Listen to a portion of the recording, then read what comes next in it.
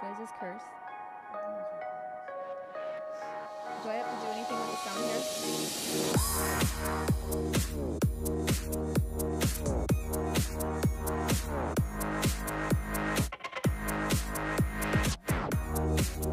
Are we really?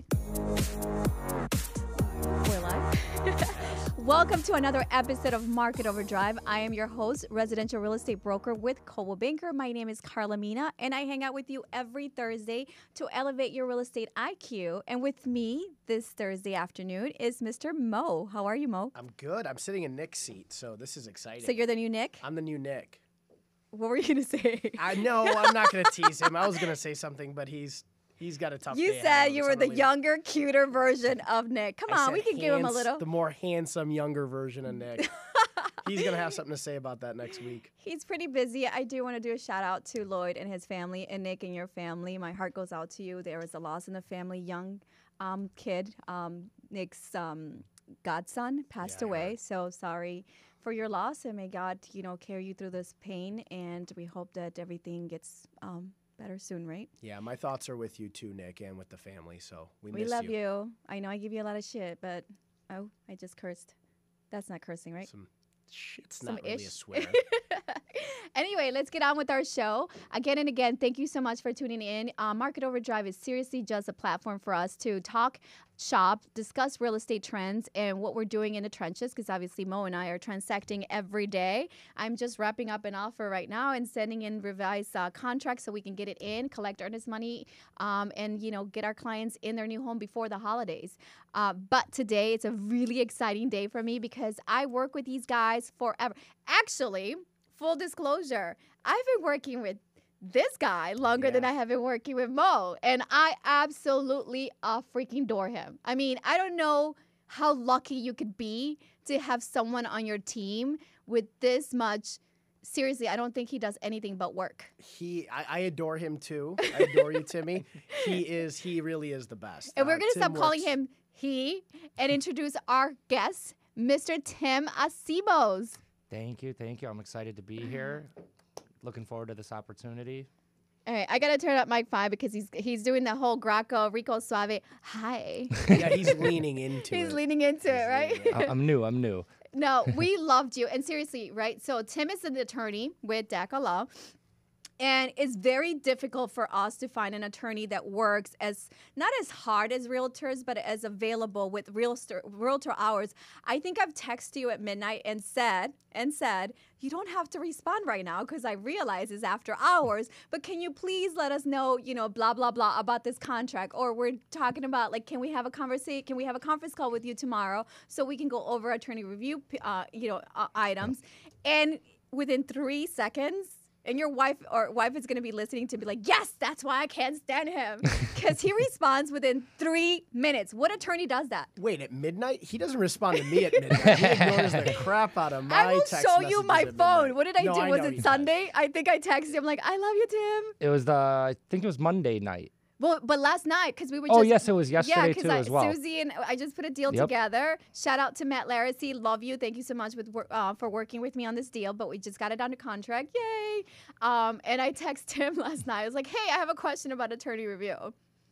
Yeah, it's one of the things I think Tim and I both, when we set out to do this, said we wanted to do was change the way real estate attorneys were interacting with realtors, because real estate agents are typically doing showings in the afternoons, in the evenings, on weekends when people are free to go look at homes. So real estate deals are getting put together, usually not between 9 and 5. So we wanted to make sure we're available when a realtor has a question or a client has a question from 5 o'clock till midnight-ish, and then on weekends as well. So we always give our cell phone numbers to both the realtors and the clients and say, hey, we encourage you to call us when you have an issue from 5 to midnight.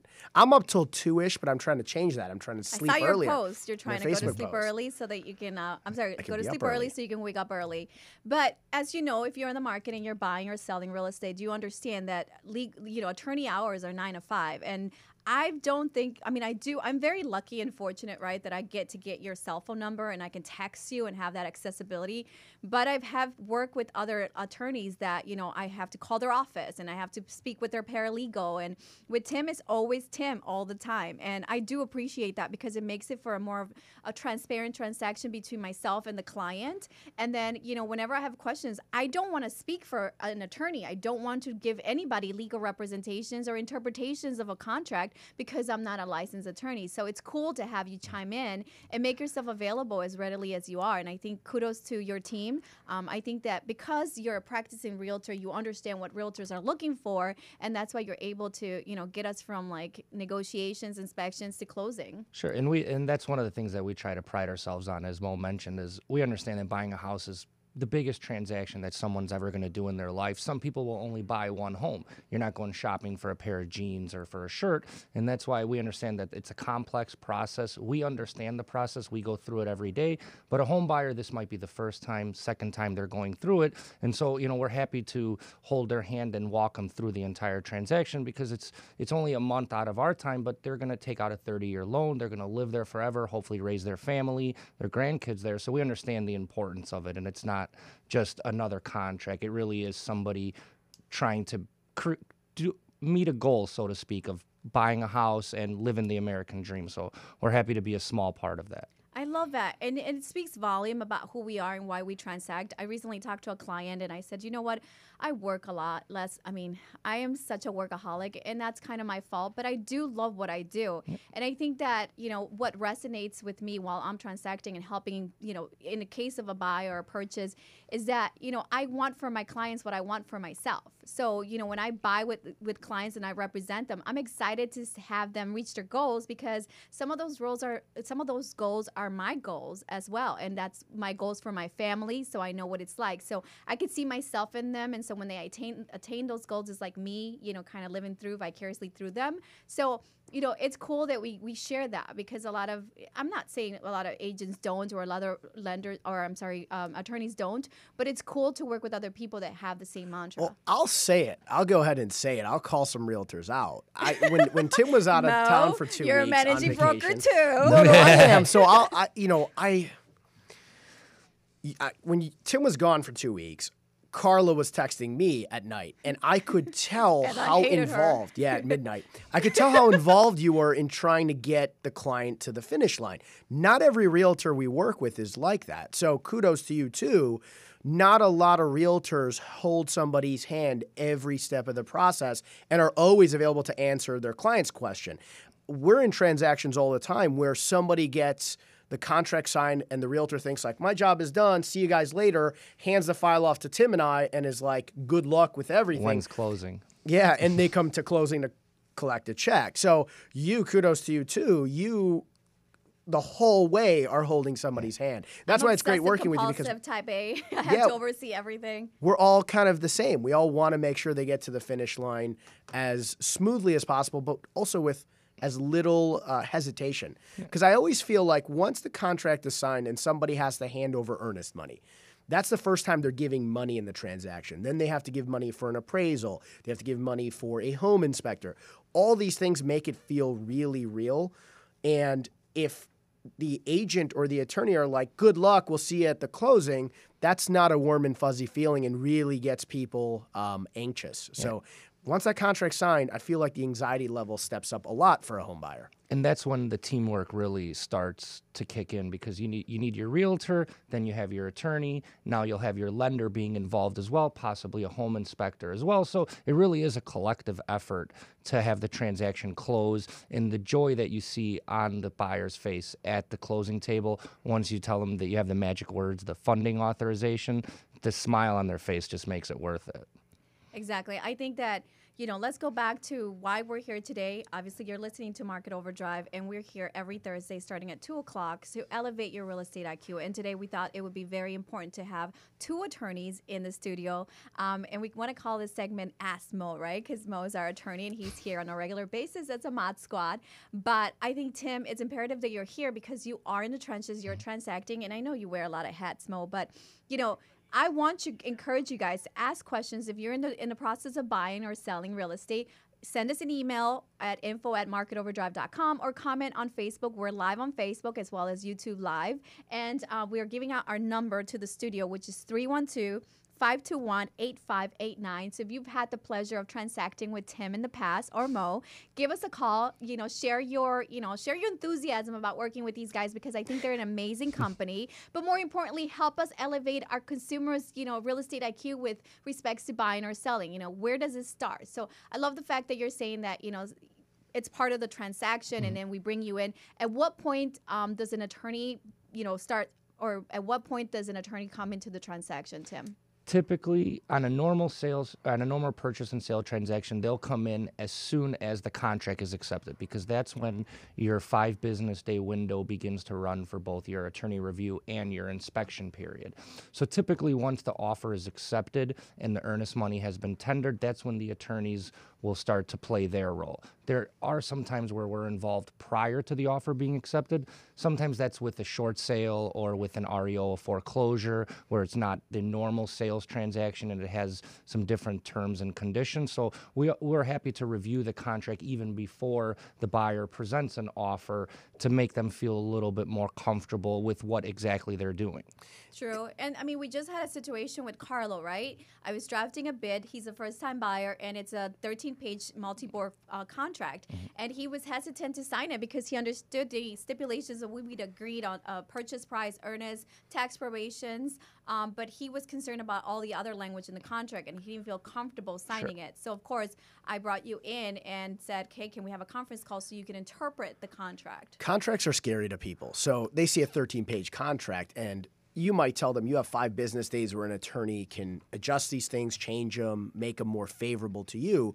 But in that moment, people are typically like, oh my God, I'm signing a 13-page contract. So we are okay with people calling us beforehand so we can give them comfort. I tell people, at least in the Chicagoland area, the 6.1 contract is so favorable to buyers. You have 4 really big contingencies. Attorney review, it's the first 5 business days. Your attorney's going to modify the contract. They're going to make it even more favorable to you. I also call it kind of the cold foot clause. If in the first 5 business days... Who? The cold foot clause. So if in the first 5 business days somebody decides they don't want to buy a house, there's like a lot of feet. outs. Yeah, if they get cold feet. Okay. So I call it in the first 5 business days a cold foot clause.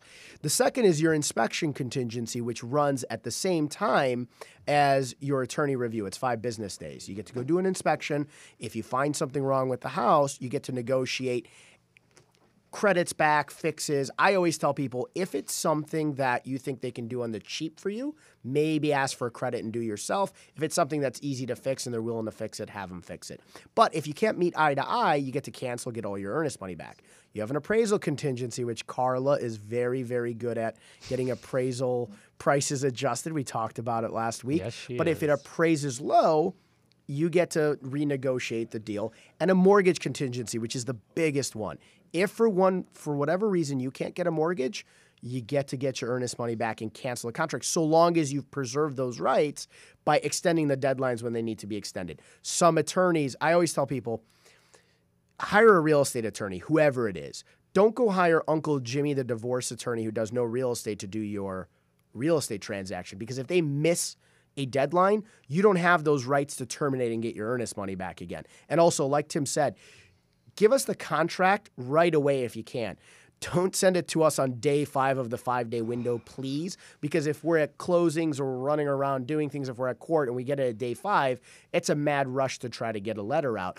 Always, as a realtor or a home buyer, if you get something under contract, send it right away to your attorney. Makes sense. And of course, just so you understand the timeline, you kind of covered everything, but let's go back into that, first, once you get an executed contract and you go under contract and you turn in the initial earnest money deposit, the inspection. A lot of people fear that as-is clause that sometimes we're negotiating, where we say, fine, we'll do a home inspection, but we're buying it as is. What are the stipulations with that clause, Tim? With an as-is clause, you still have the right to conduct a professional inspection, and if you wish to terminate the contract based off the condition of the property after the inspection, you can go ahead and do so long as you do it within the appropriate time frames, of course, and you can get your full earnest money refunded back to you.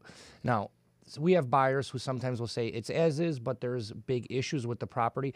I tell them, listen, take a chance, ask for something, more likely than not, and not always, of course, they're going to say, no, the property's as is, take it or leave it. So you still have the right to conduct your inspection and terminate the contract and receive full earnest money refund if the condition of the property is not satisfactory to you. So as is just means you cannot request any repairs or replacements, but you still can. And as Yeah, is, it's been some times where you go back in there and say, you know what, well, why not? I mean, at the end of the day, it's a soft market, so why not go back and say, do you want to go back on the market, or can we just put this deal together and maybe issue $1,000 or $2,000 credit? And I'm not one to like nickel and dime a listing or a seller, but if it's going to make my client a little bit happier about the acquisition, why not get it off the market? And instead of waiting, a lot of people were in that fourth quarter market, right? So this just came up during my most recent negotiations where they're like, yo, we'll wait till first quarter because we understand market is going to sustain itself and it's going to get hotter 2018. And I don't negate that, right? We're not anticipating any corrections per se, but I do understand that there's 3 months of holding costs, right? So you got to pay utilities. In this case, the property was staged, so there's costs associated with the staging. Property taxes. So you want to, bring that into the negotiations, but then also be cognizant of the fact that, you have to be realistic. Sure. You can't go and lowball someone and then make some additional demands with respect to the inspection. Yeah, I see that a lot.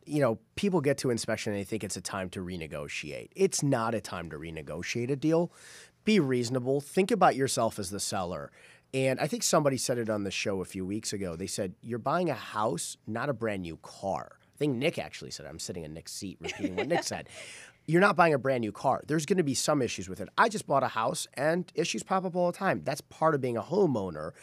You do your best at inspection to come up with a long list of things and try to request reasonable requests and fix them. But think of your inspection report as a report card for your home and over time as a punch list of some things that you might have to fix yourself. So be reasonable. Don't ask for everything.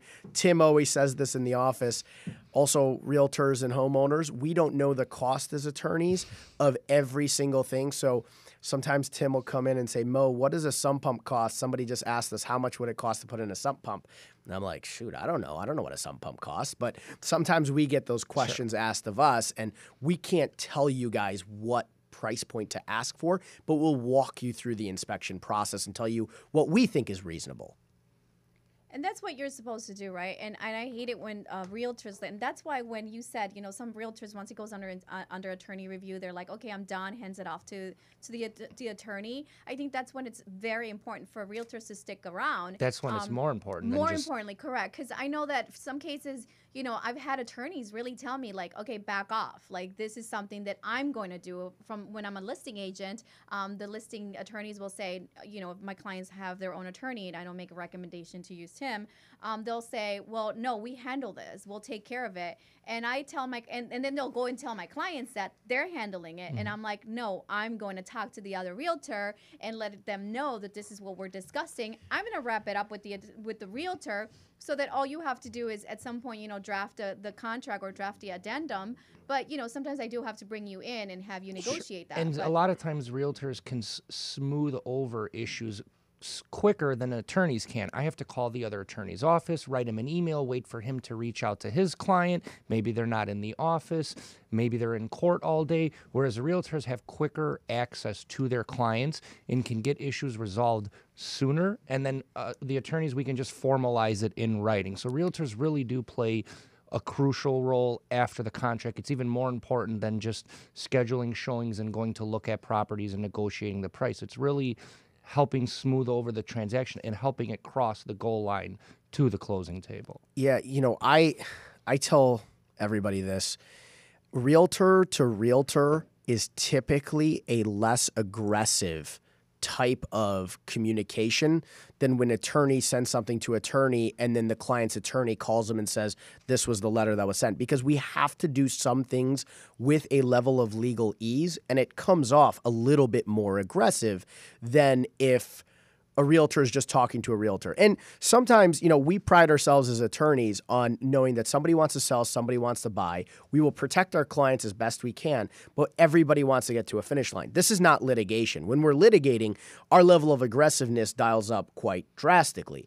But I've called a handful of attorneys opposite of our transactions and said, hey, listen, so-and-so, why so aggressive? This is somebody wanting to sell, somebody wanting to buy. This is not litigation. Let's cool our jets and try to get people to a finish line. Sometimes we don't. Sometimes things happen. Stuff pops up at inspection. People can't get loans and deals die. It's our job collectively to get somebody who made a conscious decision to buy a house to the finish line as best we can. We don't need to argue the whole time. And attorneys by nature are taught to argue. So it's easier for Karla to call somebody and get the deal done. I thought it was called debate. But yeah, okay. Debate, argue, BS, whatever they do. I already told you guys my tactic, right? I speak really fast and I start going crazy. So they're like, all right, Karla, just take it. Stop it. Just it works. That one last deal, we keep talking about it. You overwhelmed them to death. I wish I was a fly on the wall listening to you tell them that there was nothing happening other than reducing the price. Tim, okay, I can't even say Tim because he's heard me go off on someone before. But I think it's like common courtesy, though, when you're working with other agents, though, to build rapport with them. Because at the end of the day, we're both working for someone, right? We want to reach terms that are agreeable to both parties. Exactly. Somebody, like you said, Mo, wants to sell, somebody wants to buy. And it's just a matter, we take the emotion out of the transaction. Yeah, and that's what our true role is. We'll take the hits. We'll take the, I'll tell another client, throw me under the bus. Blame it on me. It's okay. They don't know me. I'm not buying the house. They're never going to see me. So we're happy to take some fault or blame if needed. If they want to request something that we think is a little unreasonable, for example, we'll say, just blame it on us.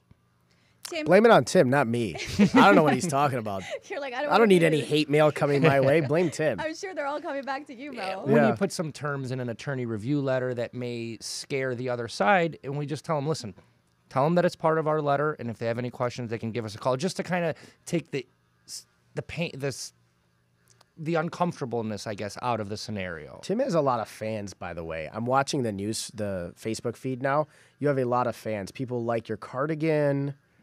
The ratings are soaring because Tim is on the show.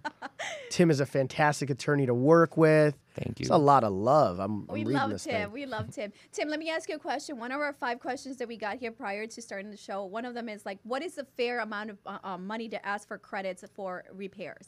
It really depends on, the first thing you should always do is check with your lender, because they typically have ceilings or levels which you cannot exceed as far as receiving a credit, 3%, 6%, 2.5%, whatever that may be.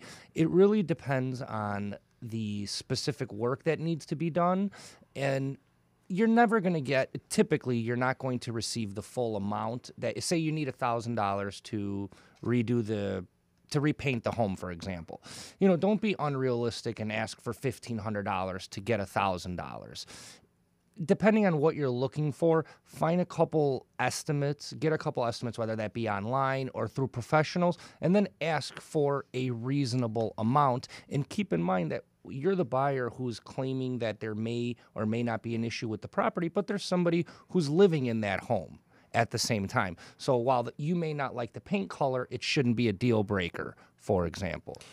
And most people, when you ask for a credit, are probably going to counter that credit. So like Tim said, be reasonable. So if you want to get to $2,000, don't ask for $6,000. But know that if you ask for $2,000, the seller still thinks this is a negotiation. So they're going to come back and ask for a little bit less than that, or offer a little bit less than that. And you'll somewhere fall in between. But again, I think it depends on the property. And like Tim said, what the magnitude of the problem is. I just saw an inspection report, the one we saw this morning, and it's a rehab property and it needs a whole new roof. And I looked at the photos and it needs a roof. But the price has been negotiated to a really, really, really low price, and it's a great deal for the properties. If it wasn't a great deal, I would probably tell our clients maybe give them the whole roof. But in this situation, the buyer side negotiated such a good deal that maybe our side's not going to be okay doing the whole roof. Right, it makes sense. And of course, again, that's when we go back to saying realtors don't hand off, your assignment or your job to an attorney, because we've negotiated that deal. So like you said, if the value is reflected in the purchase or the acquisition cost, then let's not go back and lose the deal because you want a $10,000 or $8,000 repair credit for that tear off roof. Sure, or don't offer a price expecting to get some of it back at inspection, because it may not happen. Correct. You offer full asking price. Sure, that's wonderful.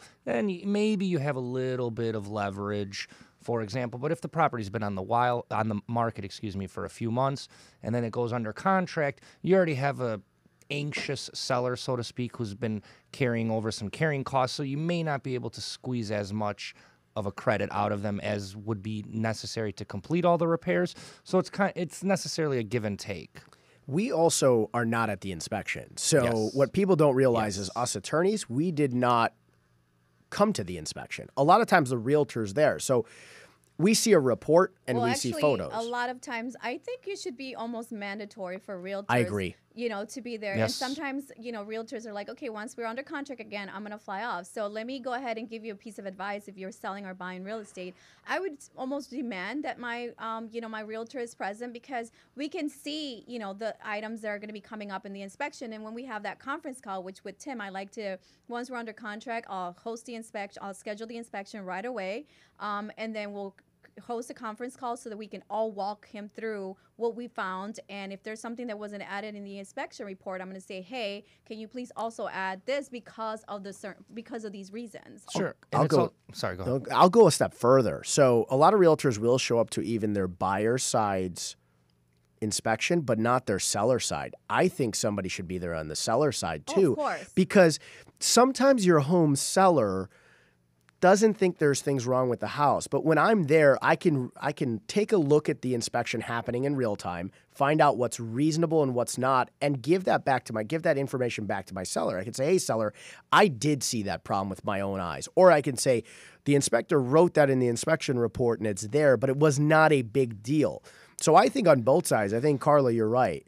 Realtors, you should be attending your buy inspections and your sale inspections, or somebody, if you're on a team, somebody from your team should be there, because somebody needs to be the eyes and ears for your client. And while the realtor is actually at the inspection, it gives them an opportunity to get ahead of the ball and to let the other agent know, hey, we did our inspection report. This is what's going to come up with it. We need, for example, to have a professional plumber come out to the property. I'm going to try and schedule that for next week, for example. Or inspection was good. We have nothing to worry about. Because realtors can get in contact with the other realtor or with their client. Sometimes they can do it sooner than an attorney can. You may not get the written report for 24 hours, but when you walk out of the inspection, you already know what is going to come up on the report, so you can get ahead of the ball with that. Our favorite thing is when the realtors give us a call and say, hey, this popped up. We asked for $2,000. I talked to the other agent. The other side is okay. Just send the letter referencing what we want, knowing that that's going to come back accepted. Because once the inspection's done, you move on to the next step. Usually the lender's not ordering the appraisal until you're through the inspection, because the appraisal has a cost with it. And what you want to do is start moving the file towards a close. So you finish the inspection. As soon as you guys can agree on that, typically the lender, if it's not a cash deal, is going to be ordering an appraisal, and you can move on to that next step in the process. So teamwork, like we all said, is the key to the game here. Love it. Always rely on somebody that's going to be present, is going to be attentive, and knows, how to negotiate these And deals. who's a problem solver. And I love that you say who's going to get it to closing, right? Who's a problem solver. Anyway, we do have another question. It's about timing, and we're talking about when do we take care of this. I think my computer is going to explode. Is this going off? Do you hear that? It's like ridiculous. I need a new computer. Somebody afford me a new computer. Anyway. Nick's not here, so I can't ask him for cash. Anyway, Yeah, me sitting here doesn't mean I get asked for cash. Hey, Mo. Yeah. Can a girl get a new computer?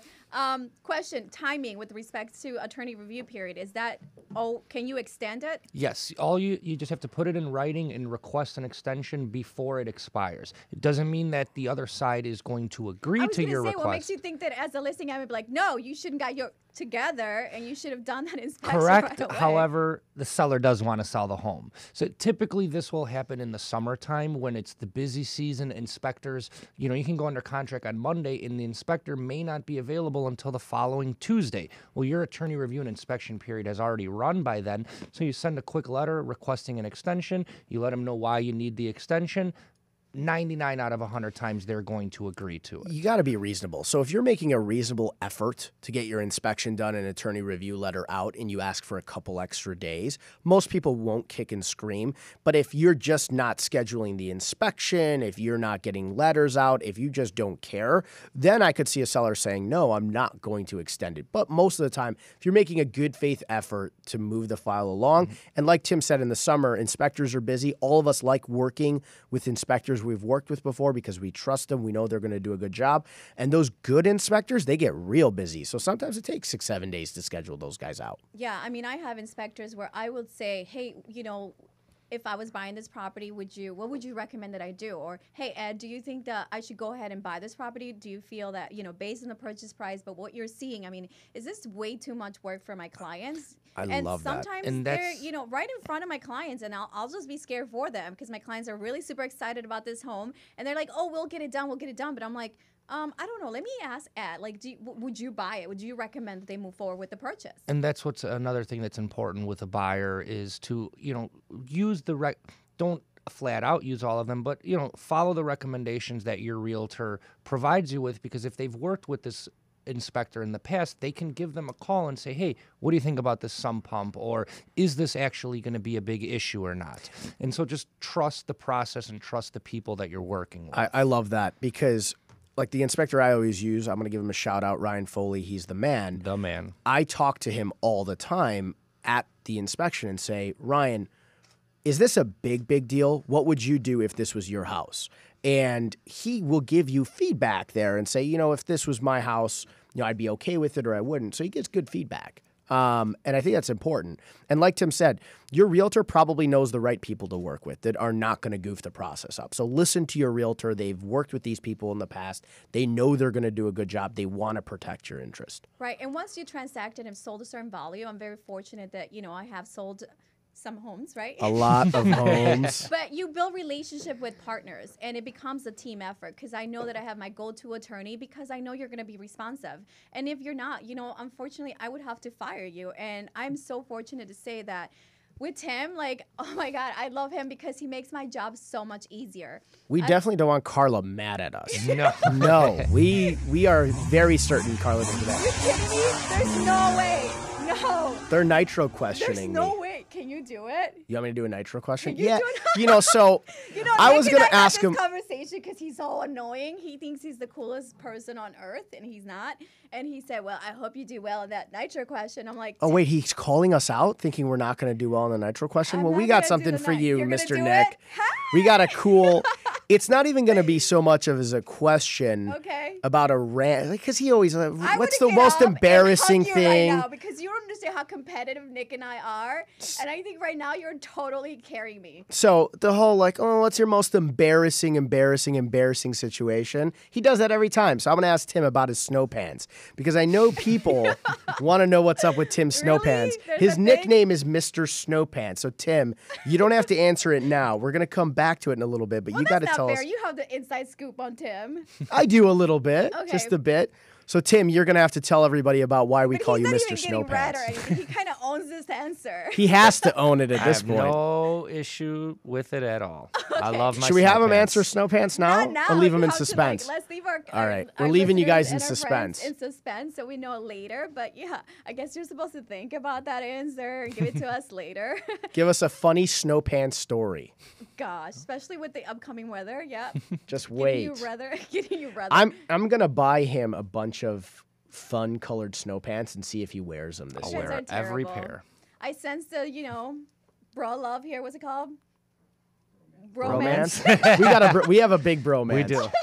I'm sorry. I'm trying to give somebody access codes here and like multitask. But You are the best multitasker because if you guys can see her switchboard, it's frightening. I sat there once. impressive. By the way, and Nick's gonna be mad at me for saying this. I sat in both of your seats. He's got like 4 buttons. You have like 400 buttons. Karla Mina's the boss. Say it. I can't like.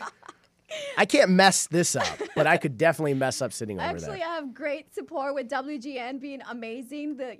Behind me, there's the great team, and I have Craig in the studio in there that's telling me what to do here. So all I have to do is kind of push buttons, and of course, DZ just gets off his chair and comes and helps me all the time. Nick is listening right now, having a heart attack that he can't respond to us and make fun of us for teasing him. He's so upset. Whatever. You should be very proud that as your ModSquad pros and friends and family that we're able to carry the show without you. So you're welcome.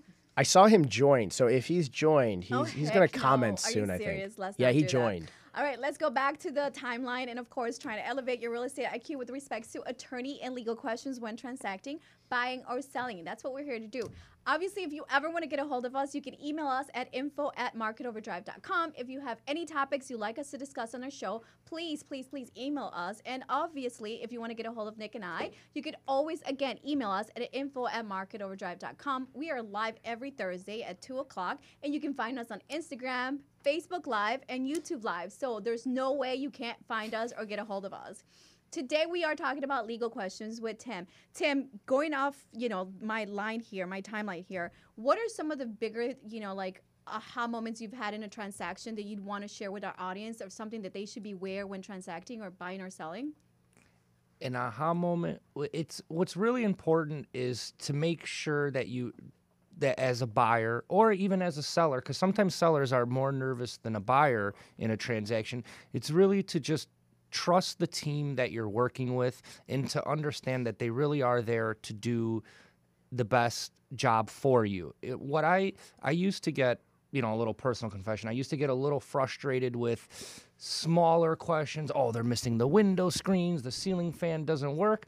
And then my awesome wife, shout out Vic, told me one day, she's like, you need to relax because the buyers, they don't know these things. And that was kind of the aha moment of, yeah, I deal with this every day. However, this could be the first time the seller's selling a home and he just doesn't understand the process, or the buyer, this is the first time they're buying the home. And to me, what may seem like a silly question is actually not a silly question, because the buyer they just do not understand some of the process that's involved with purchasing a home or a condo or selling. And so that was kind of my aha moment, which I guess made me a little friendlier in my unfriendly days. It makes He a lot was of never sense. all that unfriendly to anybody.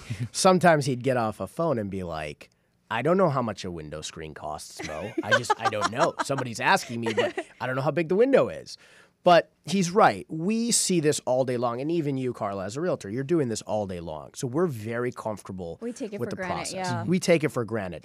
And the process of becoming a home buyer has become a little bit longer, because the processes went from 20 to 30-day closings to 45 to 60-day closings. Thank you, Trid. Thank you, Trid. Lenders are asking for more documents. But it's simple to buy a home. It's just a lot of steps, but it's simple to us. Mm-hmm. These people, it's brand new to them.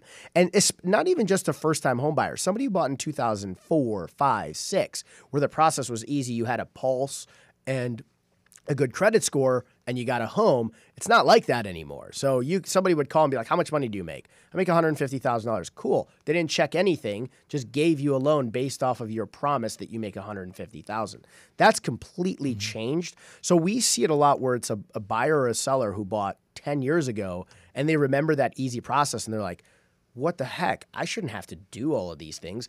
And we have to know that they don't get this. They haven't done it for 10 years. We're doing it every day 10 times. Right. I love it. And it takes our family members to slow us down, right? Because I was working with my brother and that was the worst case. I'm like, how many times do I have to explain this to you, right? And he's like, well, you do it all the time. I need to know because I forgot. So what does that mean?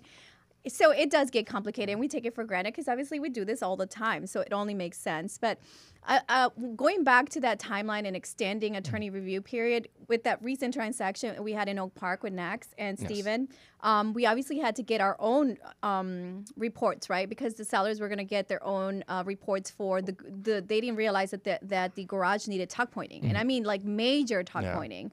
So of course, we were like, okay, do we rebuild a new garage? And of course that's upgrading versus we just repair, right? We're not going to ask them to rebuild something if the structure is there. Unfortunately, we have to ask for repairs, right? Sure. And that's what we did. We asked for a credit, and we were very fortunate. Actually, this time around, Tim did negotiate the credit. I was like, wait, what? You got it done? That's awesome. You didn't call them and talk to them really fast to scare them before Tim? I didn't have to go send the Chihuahua muscle in there. Like, Tim got it done. So I'm like, oh, thank you. You bump and set it for us to spike. Yeah, exactly. That's it. You set us teamwork. Okay, gentlemen, let's go back to the timeline again.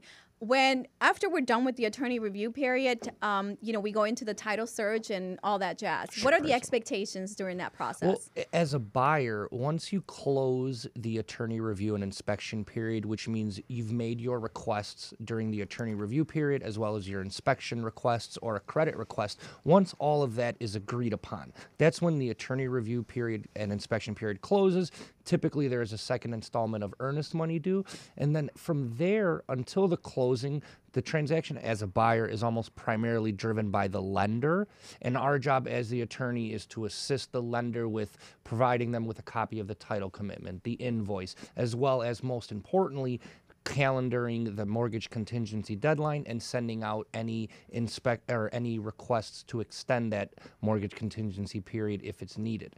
If you're representing a seller, it's a little bit different because after you close the attorney review period, then you have your title exam search, you get your title commitment, and you have to work on clearing the title, whether there's any liens on the property or if there is a mortgage, you have to acquire a mortgage payoff letter. If it's a condo, you have to deal with the HOA and the management company, acquire 22.1 disclosure, condo decks. And this whole time we're like, why look do we at how hire much an we attorney? do.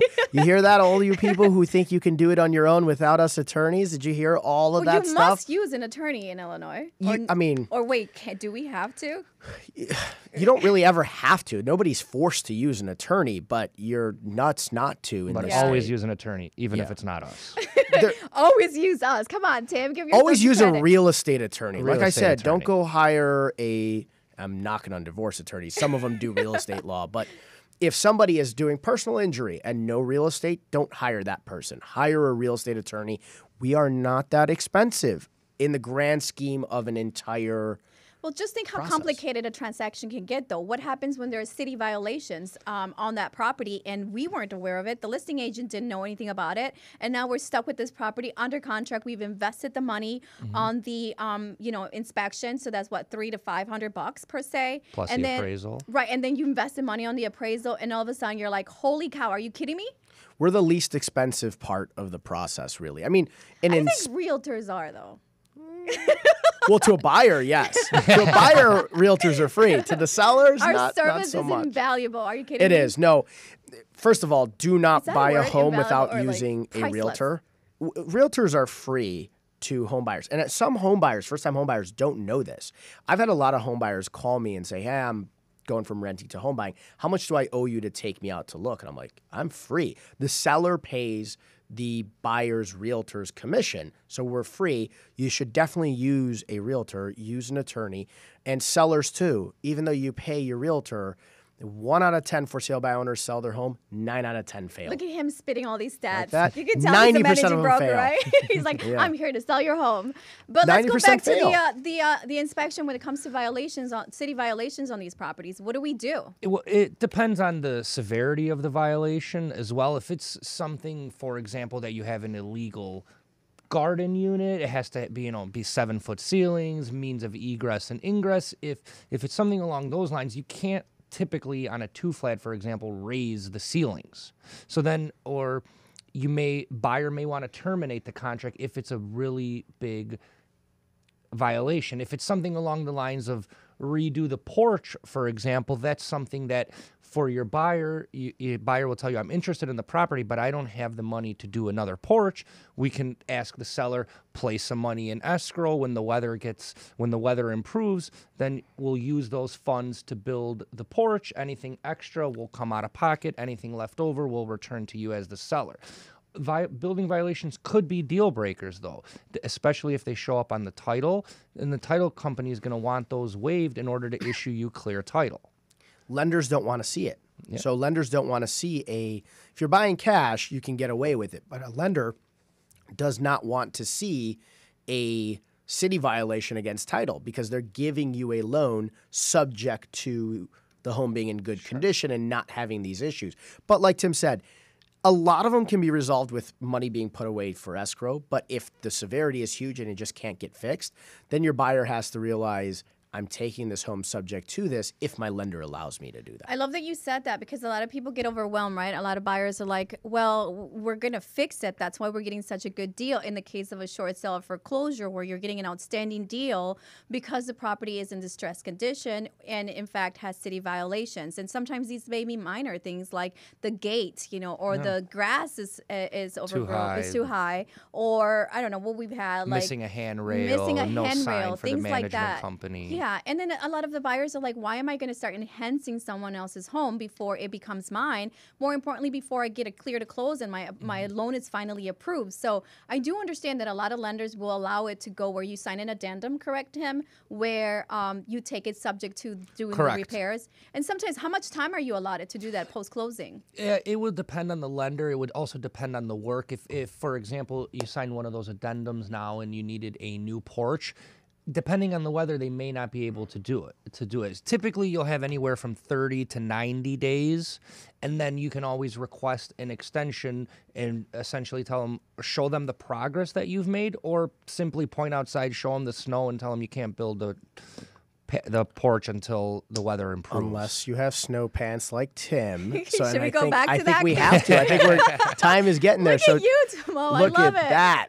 Oh, man. Keep bump and set that for Nick, me. you should take more time off. I think Mo has this covered. So Snowpants Timmy. Tell us why we call you Snowpants Timmy. So we live in Chicago, and it's pretty cold out here, and we have to wear these thin little suit pants all the time. And one day I was walking through a store, and I saw these pants, and it was just like, holy hell, I can wear these over my dress pants at work and not freeze. And they're nice, they're thick. So comfort over look. Oh, all day, every Come on, you're day. an attorney. You have to be in a suit all the time. Yes and no. I mean, can I call him out? He's so cute. He walks around with one of these like Diego book bags. Yep. Yeah, he does. He is all comfort. Yes. I'm uncomfortable. I can barely fit in this thing. My button doesn't button, but I wear it because it looks good. Tim is like, I'm wearing snow pants to the office. And he goes to closings in snow pants. You know what, Tim? If you keep working as hard as you work and you're doing your the way you're supposed to, I don't care what you wear. This man is amazing. And I know I keep saying that, and I'm super excited because when Mo, I was like, hey, Mo, who are we bringing on the show next week when you're coming on? He's like, Tim. I'm like, shut up. That's amazing. I love Tim. And I want to just give a quick, I really do appreciate all the kind words, but really the culture is set from the top with Mo on the way down, all the way down to us. I'm gonna vomit now. Like, come but on. It's the truth. It's all teamwork. Are you making him blush? Are you serious? Look at this tan guy blushing. I never knew I could blush, but not only that, are you Tim. in tears? Look at those pretty eyes. I'm not allowed to talk about your pretty eyes anymore. I get in trouble. All the women are like, what? What is she talking about, your pretty eyes? Well, you're making me blush, Timmy. Thank you. No, I'm very lucky to have Tim. He works really hard. I think we both see eye to eye on transactions and how we transact business. We just know, like we said the whole time, and you too, Karla, this is the biggest purchase of someone's life. We're going to make sure we treat it that way. Whether it's a real estate closing, if it's litigation even. It's whatever we do for our clients, it is a high stress situation to hire an attorney. We want to bring that stress level way down. And we both feel that way about our clients, and that's why we work the way we do.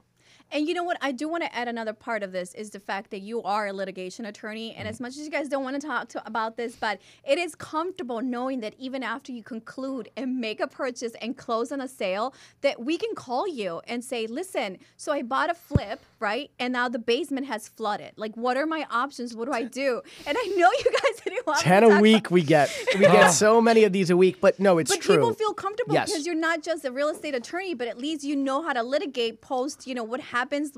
It's the biggest purchase of our lives. Sure. And we've been renting forever. And typically when something breaks, I call my landlord. Now it's on me. But I paid all this money for this property because it was turnkey. Like, what do I do now? It's flooding. So some of this stuff happens. You're going to buy a house and problems you couldn't find at inspection get uncovered because an inspector can't tear holes in the wall and figure everything out. So it happens.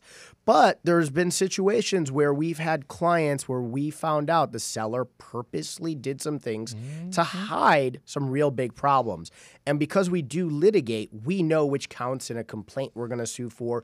Our demand letter goes out and the other attorney realizes They know what they're talking about with litigation. So it gets them to communicate with us, whereas sometimes people don't litigate and just, don't know how to do that. It's not to say that somebody who doesn't litigate is a bad real estate attorney. There's incredible real estate attorneys that just don't litigate because it's not part of their business structure, and they'll typically refer out to a litigation attorney. But we do litigate.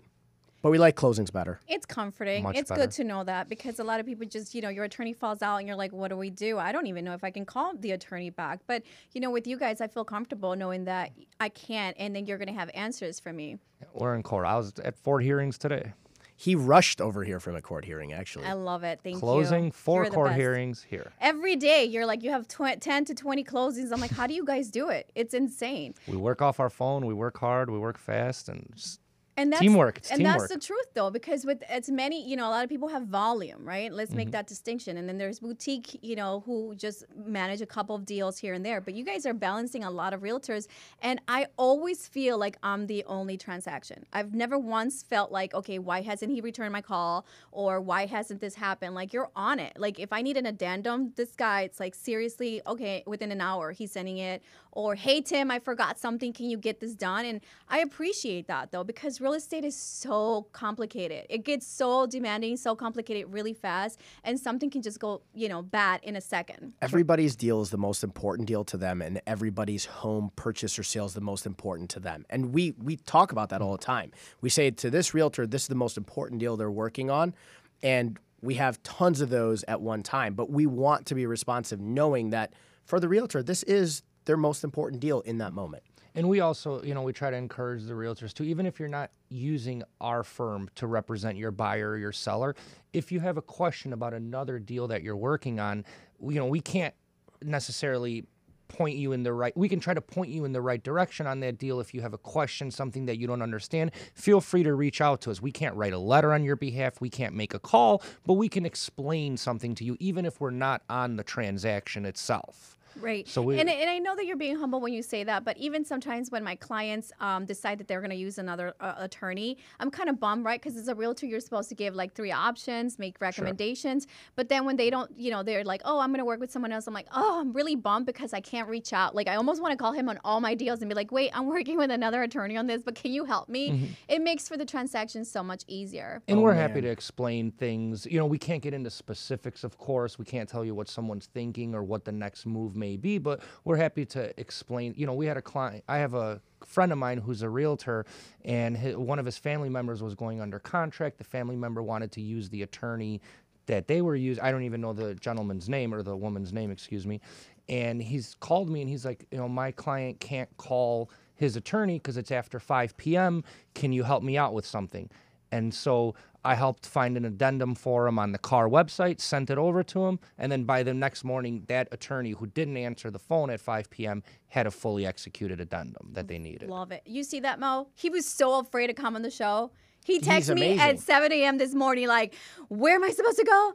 What am I supposed to do? He was freaking out. And now we're concluding our show, and he's still going at it. I told you to do great.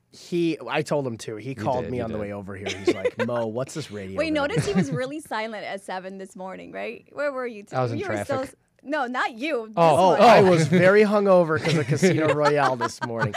Tim, somebody said Mr. Rogers' sweater game's strong. Oh, that's so good. That's so mean.